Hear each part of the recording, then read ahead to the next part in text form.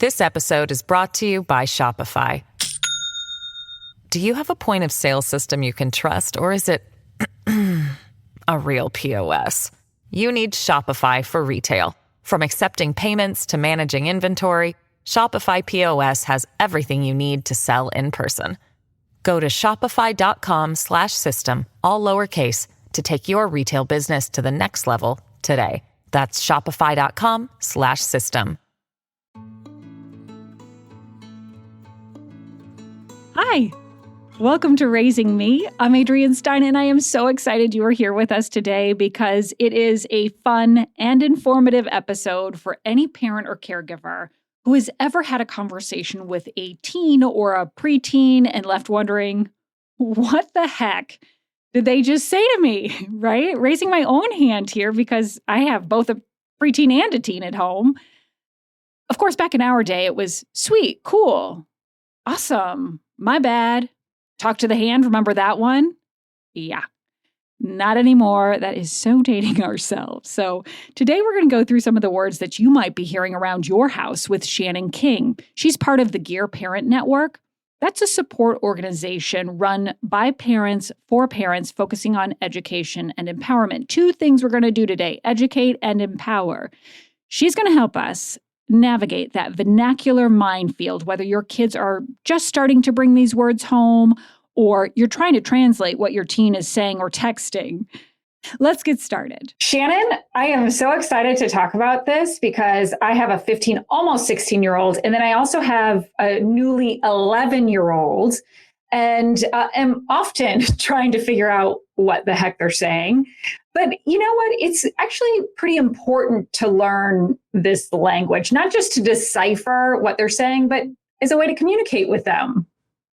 Absolutely. Yeah. I also have teenagers. Mine range from 16. I have 16-year-old twins and an 18-year-old. And then I have a 21-year-old. So you're in the thick of it. Yeah, I'm in the thick of it. Him, them, their friends, all coming over, doing things. So it's really important to kind of understand what they're saying, what they're talking about in these conversations. I'm just imagining you at the kitchen table and 16-year-olds, 18-year-olds, and a 21-year-old talking amongst themselves. I think my mind would explode. Wait, what? Wait, what? What do you mean? I don't understand. So we're not necessarily saying to use this language because that's probably a very quick way for it to be uncool. If uncool is still even a word that is used, I have no idea. Yeah.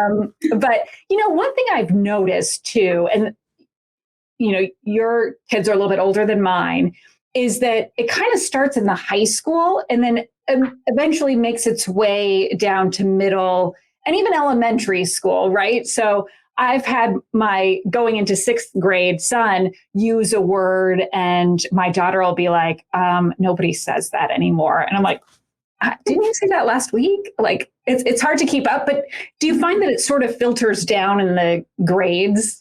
Yes. So it tends to start high school, maybe even college level. Mm-hmm. With the older teens, it gets popular. They use the words. And then generally speaking, younger siblings are going to pick up on that. Younger siblings, cousins, other family members that are exposed to it.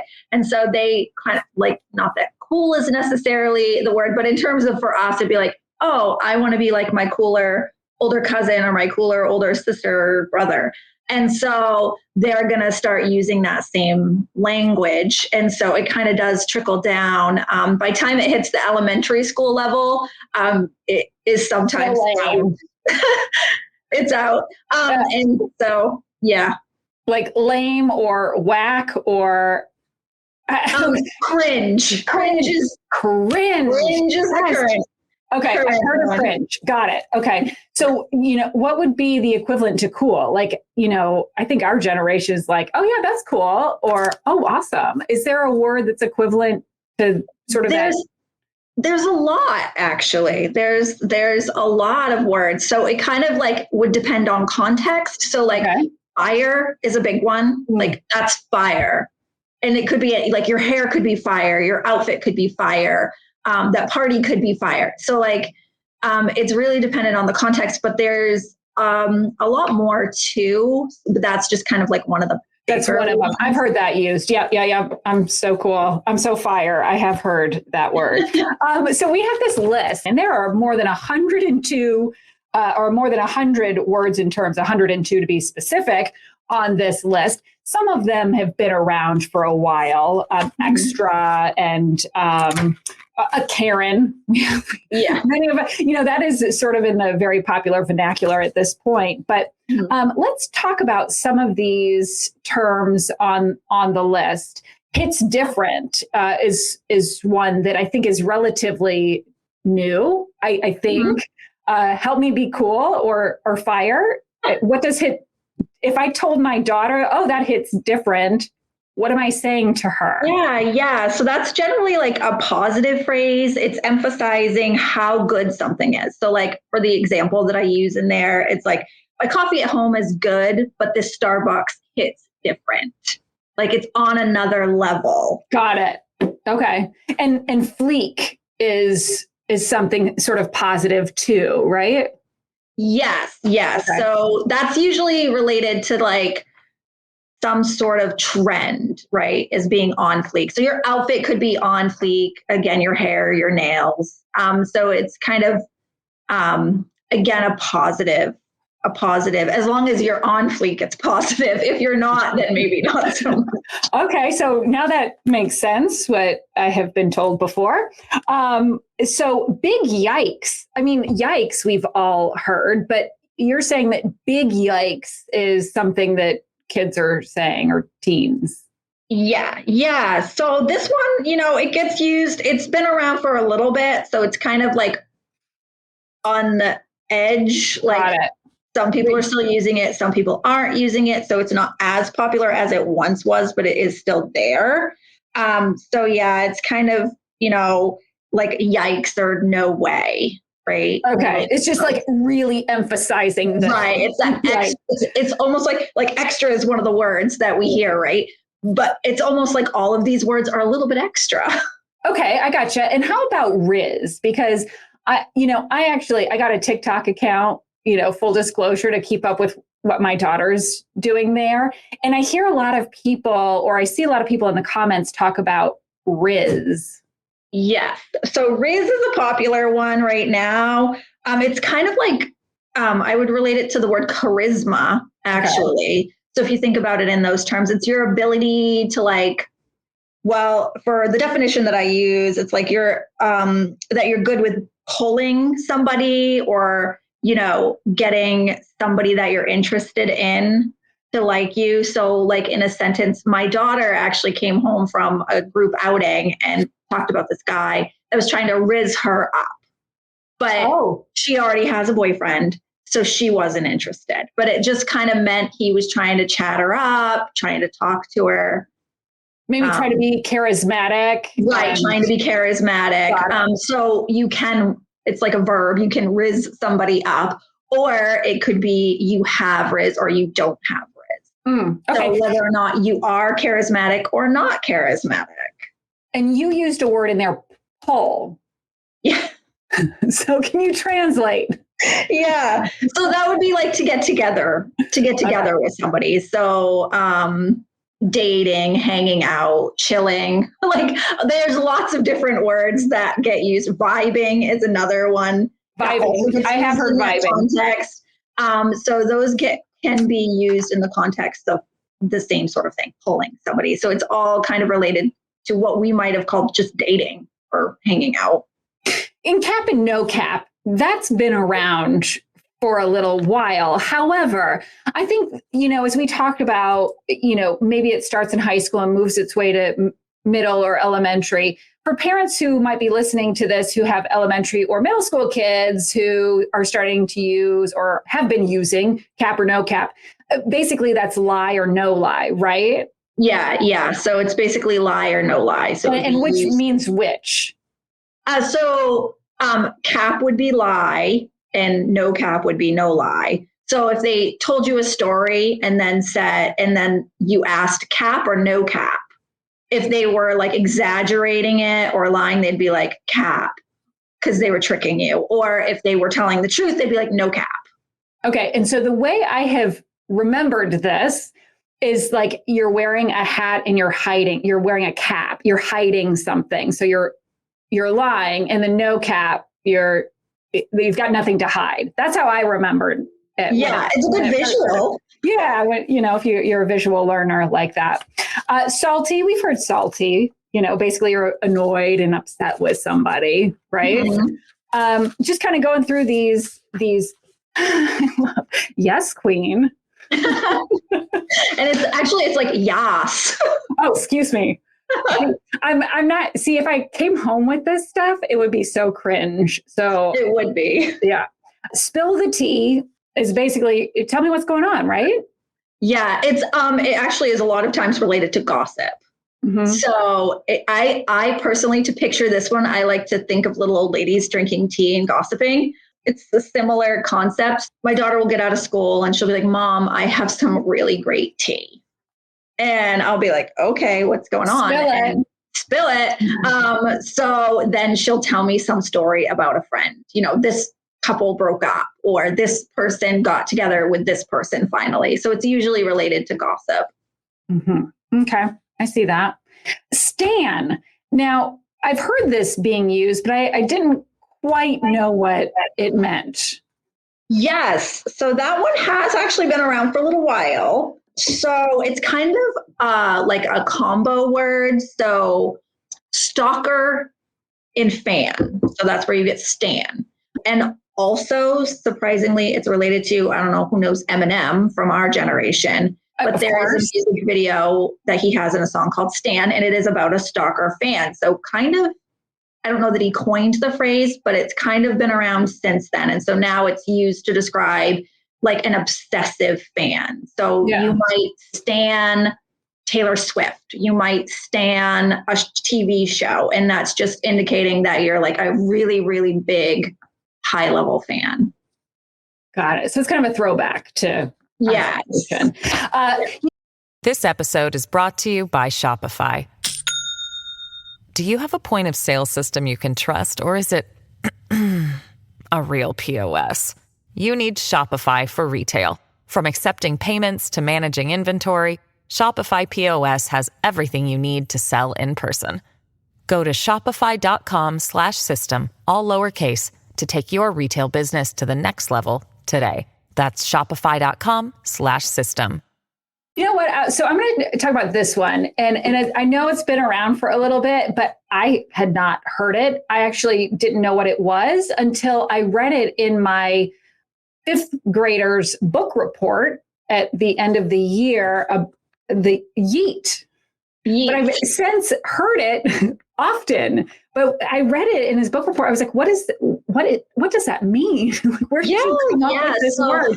And then quickly my high schooler said, nobody even says that anymore.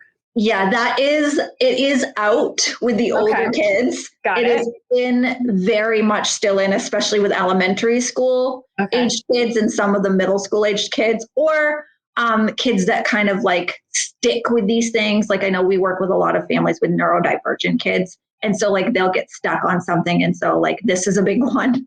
So my 16-year-olds still use this one. They love this word. So even though my 18-year-old's like, that is out, it's not a thing anymore, they still insist on using it. So they love it. But it is kind of like to throw something or moving at a high velocity. So like you can yeet an item, which would be like to throw it.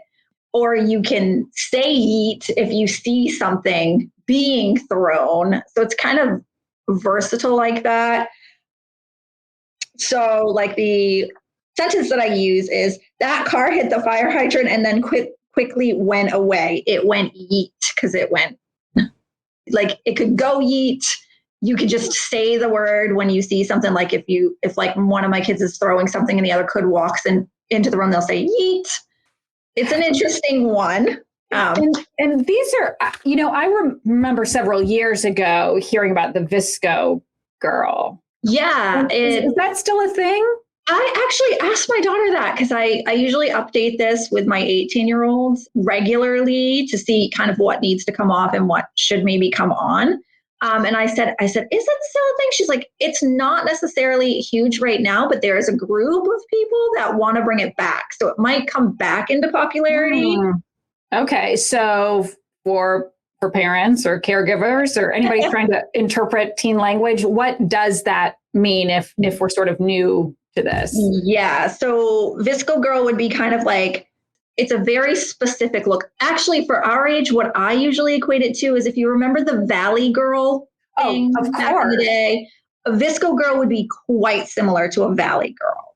So it's usually kind of like a basic girl. They tend to have hydro flasks. They tend to be about saving the planet, like Save the Turtles is a big thing. They use reusable straws. They have their own kind of way like that they speak, similar to Valley Girl. So like different intonations in the tone of voice that they use.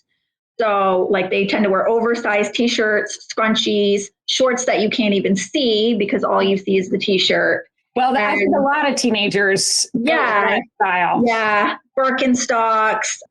So yeah, it's kind of, I heard that might be trending back. Okay. Well, that's just good to know what it is, just in case. We've heard a lot about cancel and cancel culture. That's sort of still tip of the tongue for teenagers. You can get canceled. Savage. We use that one a lot around, or I use that a lot around my house. It's probably quite cringeworthy to the kids, but I'm like, ooh, savage. Yeah. And they sort of roll their eyes, but that's just me. You know what I thought of too? Leaving someone on read, open, or delivered. What is that? So that's related to messaging. It's not just texting, it's texting, Snapchat, any sort of instant message or DM. It's basically considered like an insult, and they'll tell you what, like, I was left on read, which means that they sent a message to somebody, the person read it and then didn't respond. Ooh, that is so sad. They were left on read, or they were left on delivered, or they were left on open, and then the person didn't bother to respond to them. So it's kind of considered rude. And they're like, oh, they left me on read. Yeah, that's so rude. Okay. Savage, in other words. Yeah, exactly. Okay, boomer, we've heard that one, but you don't have to be a boomer necessarily. No. That's the thing. It's kind of like a Karen. Mm-hmm. Your name doesn't have to be Karen for you to be a Karen. You don't actually have to be a boomer to hear okay, boomer. Mm-hmm. And if I'm really upset, somebody might catch these hands. Yes. Yeah. My kids love this one. They're not actually doing it, but they love to say this. So that would be kind of like to fight or throw down. It might even be verbally. It might not actually be, fist flying, as it would imply. But they'd be like, keep talking like that and you're going to catch these hands. It just means that they're going to fight with you. Yeah. Yeah. Bombastic side eye? Yeah. That's some serious side eye. Yeah. That one's pretty new. Okay. Yeah. So that one can actually be done and or said. So it would just be like kind of like a really severe, like the exaggerated side eye when somebody says something that you don't agree with, or just something completely out of there, it could be anything that you just don't agree with. And so you would normally kind of give a little bit of side eye, but it's a more exaggerated side eye. So it's like bombastic side eye. And, or if somebody says something that instead of actually doing it, you could just say it. You could just tell them bombastic side eye. Ooh, and that's basically the same thing as doing it without having to do it. Okay. Right. Just take out the middleman. In this case, it's the actual action of the bombastic side eye, but you just say it and that conveys the point. All right. I like it. Gucci. That's so Gucci. Yeah. That's so Gucci. It's just good, cool, going well. So it's another one of those words that can be cool, right? It'd be like, oh, that's Gucci. Okay. We've heard bruh. Yes. right? That's been around for a long time. Dope, that of course, that has been around for many years. Sick, I feel like we've heard. Curve. Now, we're not talking about curves on a road or a curvy figure. What does curve mean? Curve would be to reject somebody romantically. So if somebody were maybe rizzing you up, to use an earlier word, you could curve them. Like your daughter did to the guy who was rizzing her up earlier. Curved that guy. Got it. Okay. Bop is a song, which that makes sense, right? Mm-hmm. There are some acronyms. Yes. And a lot of these, acronyms, of course, BF, GF, boyfriend, girlfriend, BFF, of course, we know that. GOAT. I mean, we call Tom Brady the GOAT, greatest of all time, YOLO. We've heard a lot of these, OMG. HMU, maybe I'm totally lame. I didn't know what that meant, and I've never used it in a text before. Yeah, that one's hit me up. Hit me up. Instead of saying like, call me back or text me back, HMU. Yeah, it's similar, like, the Hit Me Baby One More Time song, hit me up. I don't like it. So it is kind of similar to stuff that we used to say. Well, I think I'm going to text my daughter to HMU. I need her to call me next time. AFK.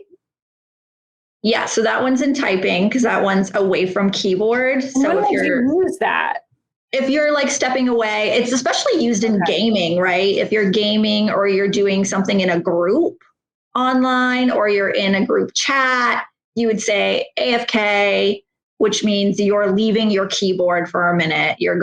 You could be getting a snack, you could be doing whatever, but you're going to be back in a few minutes. So it's just kind of like to let the group know that you've stepped away. So if they go to talk to you, you're not actually there. So there's one more acronym I want to talk about, WYLL. Yeah, that one I actually hadn't heard of. My daughter told me about it. It gets used a lot and it's what you look like. So a lot of times they will, if you're texting with somebody, Snapchat, or, if you're snapping with somebody or you're messaging through Instagram and you don't know this person, they're like, what do you look like? Right. Okay. They're probably trying to steer that conversation somewhere, where you may or may not want it to go. So it kind of leads into territory. So my daughter's always like, not interested in talking to you like that. I'm literally just chatting with you. So I'm not going to send you pictures or, it kind of gets into that category. Oh, well, that's an important one. So again, WYLL, what you look like. Okay. Yeah. Which is a great segue. I just want to get to a couple of these, sort of these phrases related to parties, drugs, sex, even. So, let's kind of hit a couple of these, hitting the gritty. What? Yeah, that sounds like it would be a bad thing, right? Like you think that might be bad or negative. So I did put it in here because you might think something negative with it based on, hitting the gritty. What is that, right? Yeah. Are they doing drugs? Are they doing this? Are they doing that? It's actually not. It's a dance move. So it's a specific dance called the gritty, which actually originated by Alan Gritty Davis, who was an athlete. So it's kind of like an end zone dance type situation. It's a very specific dance. And if you can do the dance, then you're hitting the gritty. Can you imagine going home today and hitting the gritty, like showing your team that you can? I think I'll refrain from that. Getting sturdy. Yeah, getting sturdy is another dance. So, and again, also sounds like it could be something else. It is, this one is from like New York City drill music culture. So, and I'll tell you what, this one is a workout. Like my daughter does it. And so she's had me try it. And it is a workout for your legs because it's like doing a bunch of squats. Like it's on the floor, like moving your legs. It's usually to like hip hop music or pop music. So it's a fun one. And it's not like as bad as it might sound. Okay. Well, speaking of maybe what sounds a little bit worse, body count.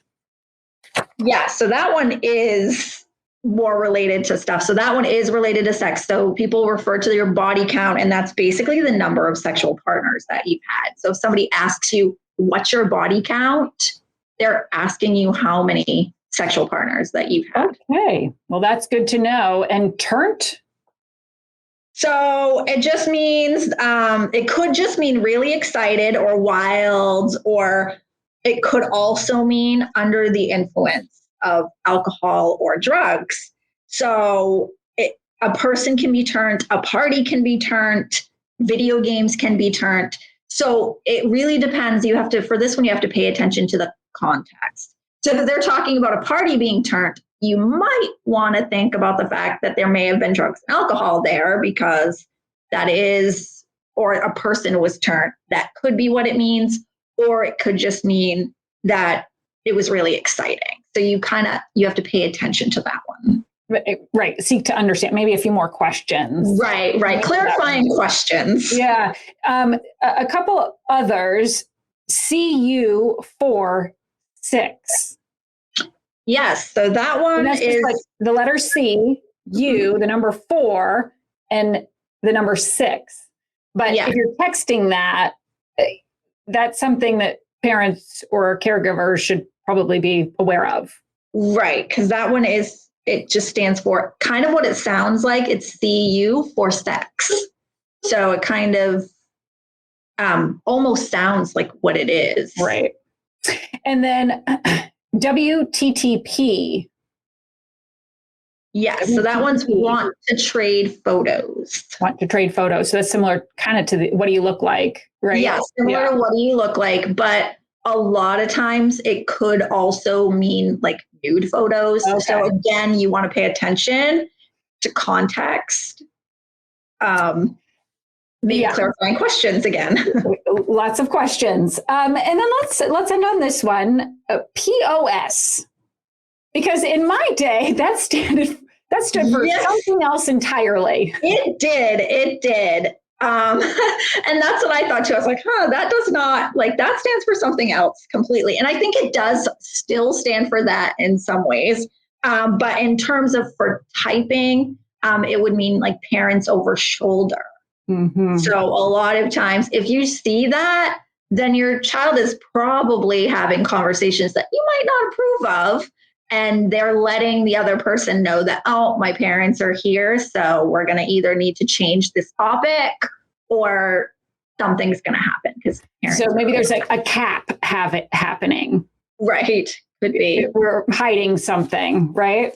Well, Shannan, like, I feel like I have a whole new vocabulary. I'm going to go home and dazzle my teen and preteen with all of my knowledge. Of course, that will probably make everything uncool or cringe again, but that's okay. You got to start somewhere. If you would like to see the list of more than 100 words, you will find that on wgme.com/raisingme. Shannan King, thank you so much. Really appreciate your insight. A big thank you to Shannan for spilling the tea on Talking Teen. That was such a fun conversation. Though there's also an important part of this that we shouldn't gloss over. Understanding slang can really help us better communicate with our kids. We can make sure the way they're speaking is respectful. And just as importantly, perhaps most importantly, knowing that the way they're communicating with people, particularly online, is safe. Ultimately, this is another tool to help us guide our kids along the way. And who knows, maybe we could be Fire or Gucci. Thank you so much for listening to Raising Me. I'm Adrienne Stein, and this episode is edited by Megan Littlefield. Please take a moment to follow Raising Me wherever you get your podcasts. Of course, we greatly appreciate a positive rating and review as well so that other people can find this message. Wherever you are, I hope you learned something new and get to take a little time for you.